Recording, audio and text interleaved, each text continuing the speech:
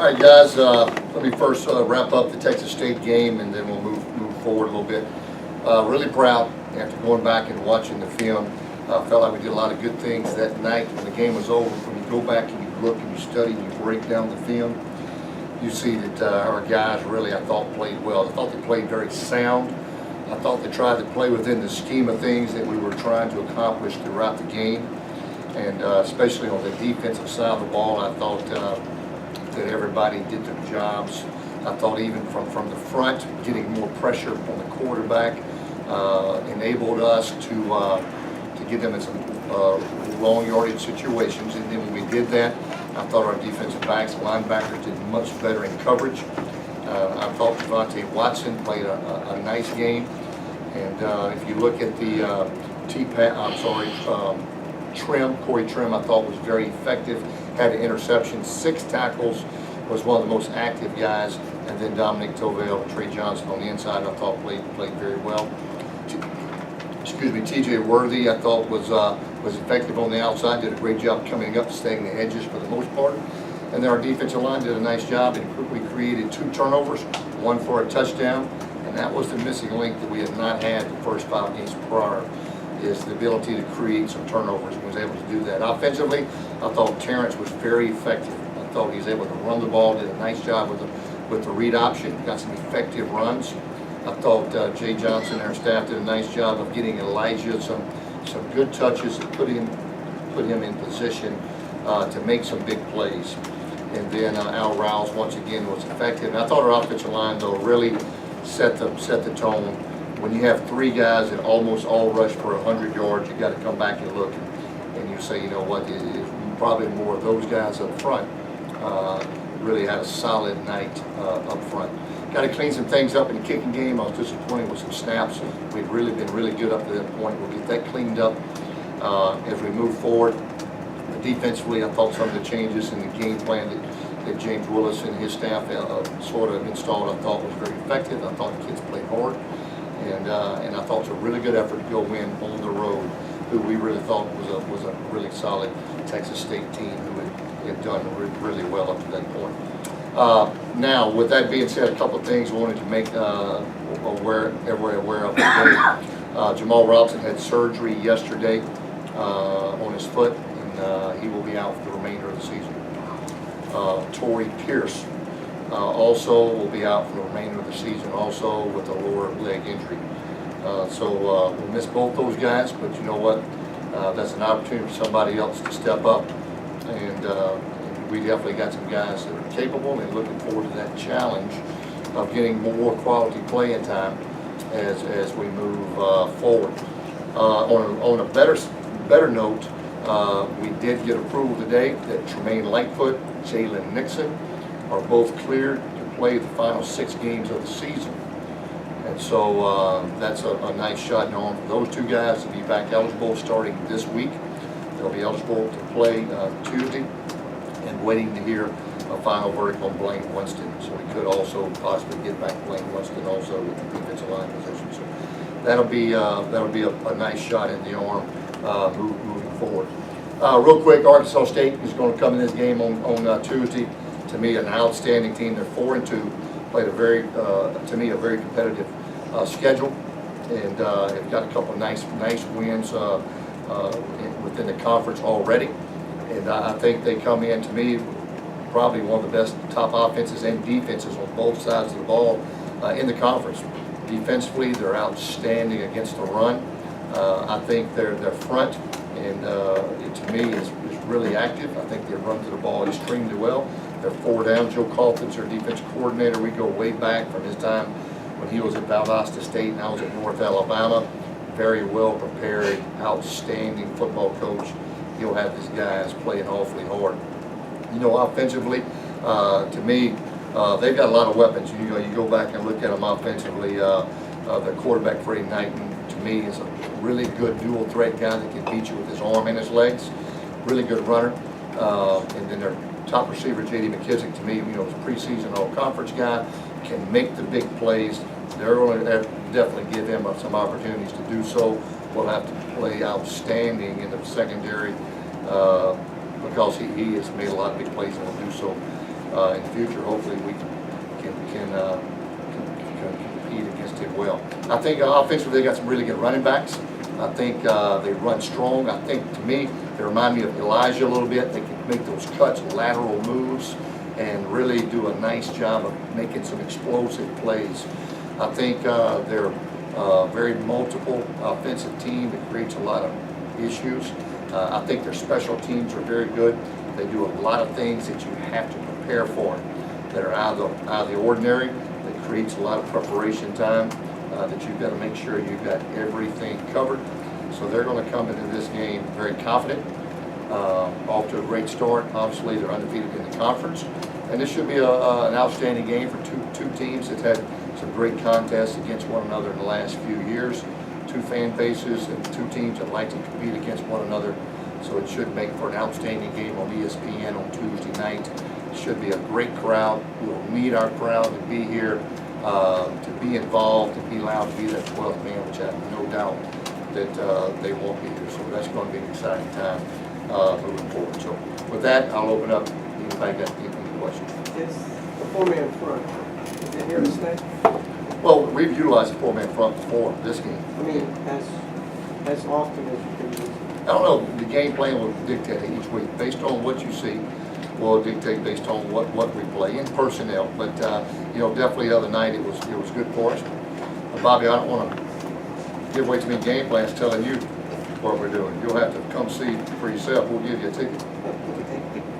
What's Jamal's specific injury, and what have you guys? Do you think you can take away anything from this last game with the way Eli was used on the perimeter, and how do you guys going to respond to that? Yeah, well, first, all I can say for his injury is some lower leg injury. But for Elijah, one thing you got to remember, he's a running back, and you can put him around different places like we do, like to move him around. But when you do that, it makes the learning curve awfully steep when he plays wide receiver, when he plays slot receiver, when he plays running back. So you've got to be smart with it. We definitely are going to have to rely on him a little more, obviously, in order to create some plays like Jamal had made. But still, he's got a lot on his plate. We've got to do a good job managing that, but also give him an opportunity to make plays like we did this past week. With how much he has played, does he stand any chance at all of not having this year count against him, Jamal? Oh, and I'm glad you said that. We're going to apply for a redshirt or a hardship, and I would find it disappointing if he did not get it. I feel like he'll get it and get his fifth year back. So that's going to be pretty exciting to have him coming back next year. With Jamal out, I noticed last week that we saw a little bit more of Devin Scott than maybe we had in a couple of weeks that Jamal was out earlier. Now with him gone, is Scott ahead of Jared Johnson? Are they even? What do you see there? Yeah, with Jared Johnson, Devin Scott, and who am I forgetting? C.J. Bates. Those three right now, we've got to figure out who the next one's going to be. We gave Devin a shot. I don't know if it's going to be Devin. He's still a young guy, still learning. I think he's going to be a really good player for us. He works hard, but moving forward, I don't know. Right now, if I had to make a guess, I think C.J. Bates is going to get a little more involved into the plan. It's going to have to be, as well as Jared. And then Devin's going to play also. It'll be sort of by committee. And then, we've got to rely on the rest of the guys just to really raise their game, and James Butler's going to have to raise his game up. He's been a consistent guy, but we've got to find between the other three that guy that can go make some big plays for us and stretch the field a little bit. And Al Rouse has done a nice job of that here recently and really came on strong, but he's at the inside position, and so we really don't have an answer that you're probably asking for right now, to be honest with you. With Jamal out, the read option was really effective with Terrence. I know you're not giving away game plans, but how encouraging was to see Terrence run the ball kind of like he was in 2012? He ran the ball way more effective. I thought he was much stronger in the running game, trying to get extra yards. And we felt like coming in that the quarterback run play was going to be there. And, I anticipate him, he'll be a big part of this plan moving forward with the quarterback runs and obviously with the other two backs and trying to get them on the field at the same time also. Arkansas State last year, we had 2 backs go over 100 yards in that game, and they've got a lot of the same defensive personnel, and at the same time, they lost a guy like Carruthers.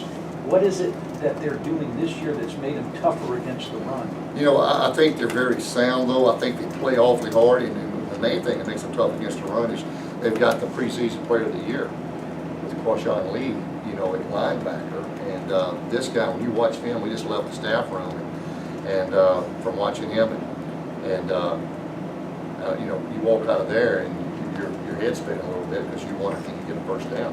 This guy's sideline to sideline, knocking people senseless, and absolutely dominating player. He's going to play in the National Football League soon, and so he's a guy that makes them tick. And I just think they're very solid. I think they do a good job with their guys, and they're where they're supposed to be. Very, very sound team. In the 2.5 weeks without Jamal, do you think you'll learn a lesson from that with how to approach it, maybe how not to approach it? Maybe a little bit of both, yeah. And you know, still though, if we exactly found out who we think was going to take the spot, no. We've got some guys that we're going to have to expedite the process of their development and to get the most out of what they can do at this point, and utilize their strengths. Al Rouse is going to have to be more of a weapon. Gabe Fusilier, you know, some guys that have produced in games.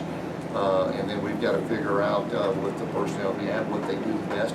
And I think we've got a good idea of that, but it's a little bit different when you get into games. And that's like with Devin Scott, he's been very productive in practice, but it hasn't transformed over into games yet. And so we've got to get some production from some of those other guys. Is that like changing your game plan, knowing that you just don't have somebody who is Jamal? There's guys who are good at separate things, but there aren't. Yeah, well, there's not many Jamals out there. Right. You know, that's why those guys play the National Football League. And so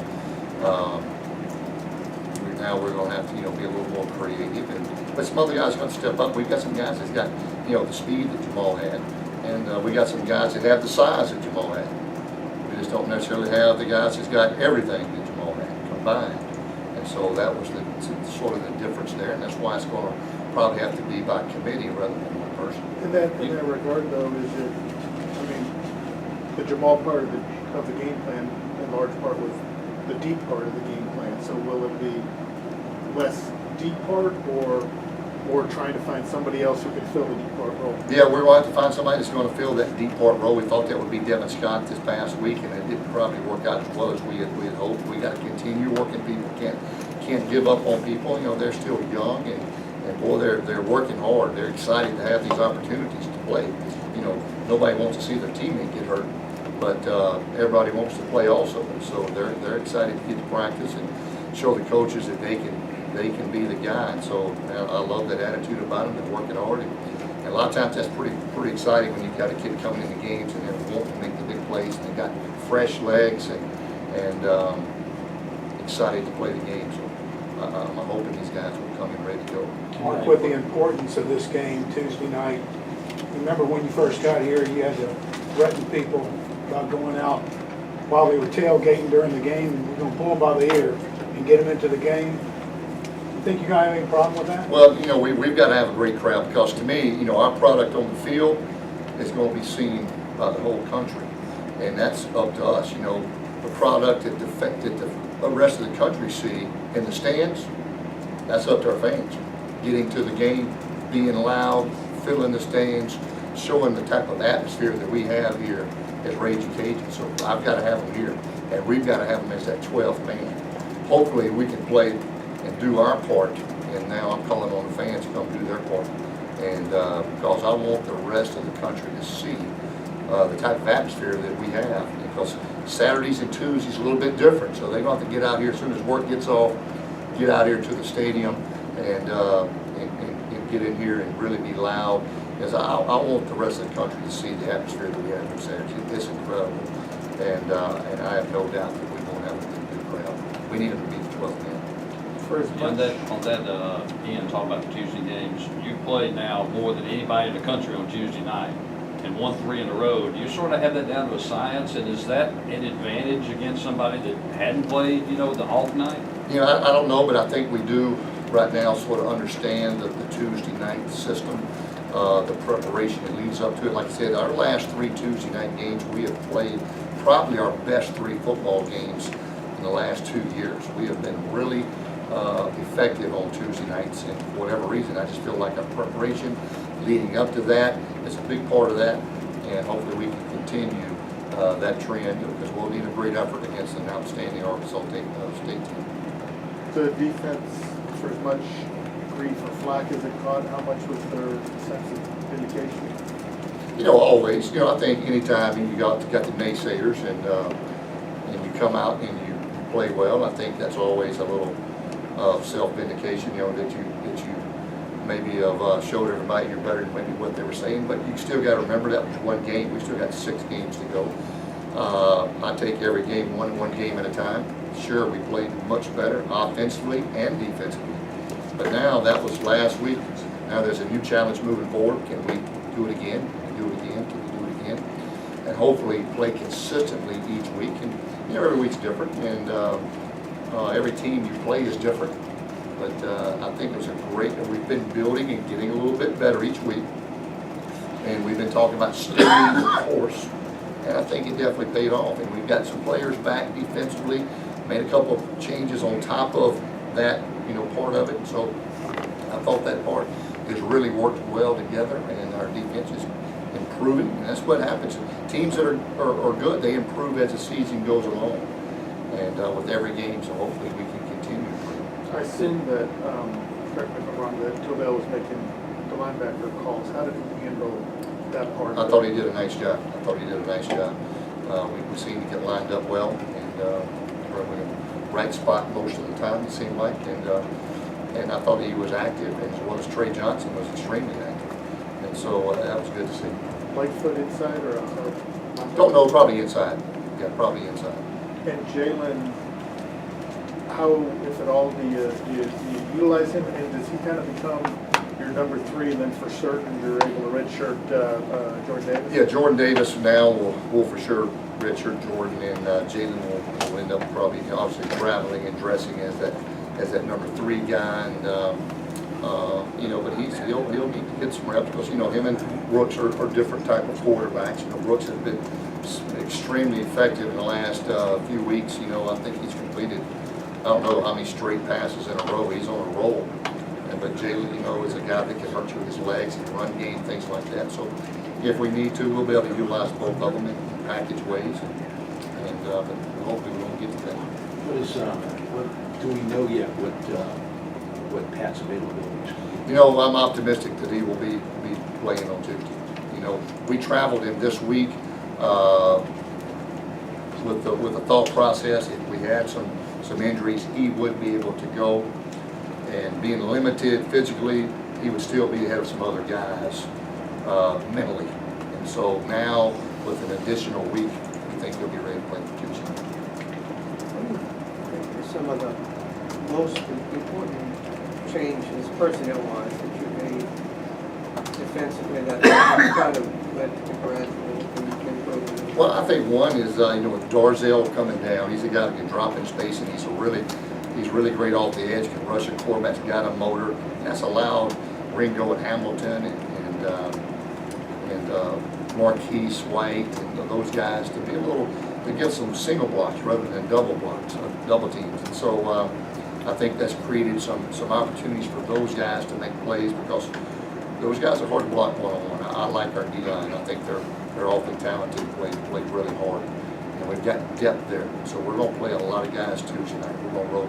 If you look at Arkansas State, one statistic that jumps out is they've left the football on the ground quite a bit this year. Is stripping the football, does that become more of a priority in practice this week? Well, it's been a huge priority for the last, since to be honest with you, every day we practice. And we've got balls out, we haven't fell on them. This week, we finally got one to roll our way and run it back for a touchdown.